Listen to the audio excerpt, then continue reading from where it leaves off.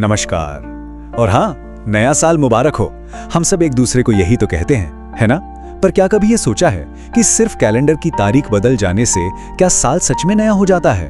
तो आज हम आचार्य प्रशांत के नजरिए से इसी सवाल की गहराई में उतरने वाले हैं। चलिए इस विचार को समझते हैं। तो चलिए शुरुआत ही करते हैं इस सीधी थोड़ी चौंकाने वाली बात से। सोर्स के मुताबिक हम जो नया साल मनाते हैं ना, वो असल में एक झूठ है। अब ये दावा बहुत बड़ा है, तो आइए समझते हैं कि इसके पीछे का तर्क क्या है। हमारा पहला सेक्शन है एक नकली उत्सव। यहाँ हम नए साल के इस जश्न के पीछे के सच को जानने की कोशिश करेंगे। और ये सवाल ना इस पूरी चर्चा की जड़ है। जरा सोचिए, अगर आदतें वही पुरानी हैं, सोचने का तरीका वही पुराना है और जिंदगी की परेशानियां भी जस की तस हैं, तो सिर्फ कैलेंडर का एक पन्ना पलट देने से नया क्या हो गया?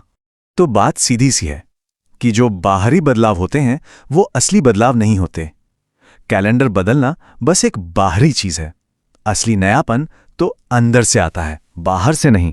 अब आते हैं दूसरे सेक्शन पर। आप पुराने, कैलेंडर नया। चलिए इस अजीब से विरोधाभास को समझते हैं। ये स्लाइड एक बहुत दिलचस्प तस्वीर दिखाती है। एक तरफ साल है जिसके पास नया कैलेंडर है, नई तारीख है, नई नई पार्टियां हैं, लेकिन दूसरी तरफ हम हैं। हमारे पास क्या है? वही पुराना मन, वही पुरानी आदतें, और जैसा कि सोर्स में कहा गया है, वही उतरा उदास गंदाता चेहरा जो शायद 6 महीने पहले भी था। और देखिए, यही सवाल पूरी बात को एक लाइन में ले आता है। अगर इंसान खुद ही नया नहीं हुआ तो उसके लिए साल नया कैसे हो सकता है?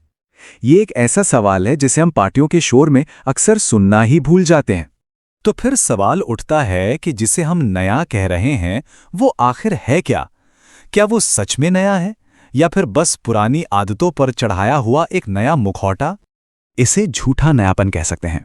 मतलब सोर्स के मुताबिक जब हम अंदर से नहीं बदलते तो हम जो भी नया अपनाते हैं वो असल में नया होता ही नहीं।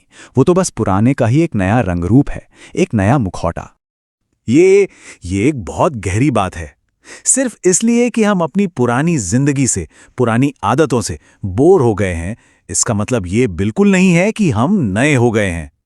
ऊब जाना ज्यादा से ज्यादा बदलाव की एक इच्छा जगा सकता है, पर वो अपने आप में बदलाव नहीं है। तो फिर असली नयापन है क्या और उसे पाया कैसे जाए? चलिए अब सोर्स में बताए गए समाधान पर नजर डालते हैं। तो सबसे पहला कदम नए नए का ये जो गाना है ना, इसे गाना छोड़ना होगा। मतलब सतही जश्न से ऊपर उठकर असली काम करने का वक्त है। और ये स्लाइड उस असली काम को बिल्कुल साफ साफ समझाती है। रास्ता एकदम क्लियर है। सबसे पहले पहचानिए कि जिंदगी में वो क्या है जो सड़ा, पुराना, गंदाता पड़ा है।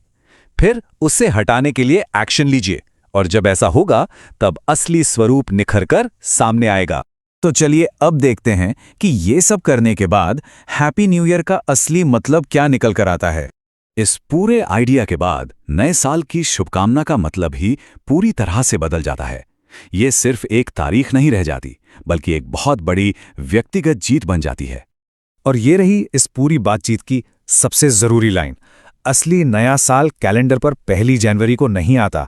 वो उस दिन आता है जिस दिन कोई अपनी पुरानी सीमाओं को, अपनी पुरानी आदतों को तोड़कर एक नए रूप में उभरता है। वही होगा पहला सच्चा हैप्पी न्यू ईयर। लेकिन सोर्स एक और काफी तीखी बात कहता है कि जब तक ये अंदरूनी बदलाव नहीं होता, तब तक कितने हैप्पी न्यू ईयर मनाए गए हैं? जवाब है 0। आज तक एक भी नहीं। तो हम आपको इसी सवाल के साथ छोड़े जा रहे हैं। कैलेंडर तो हर साल बदल जाएगा, पर असल बदलाव कब आएगा? पहला सच्चा हैप्पी न्यू ईयर कब होगा? इस पे सोचिएगा जरूर।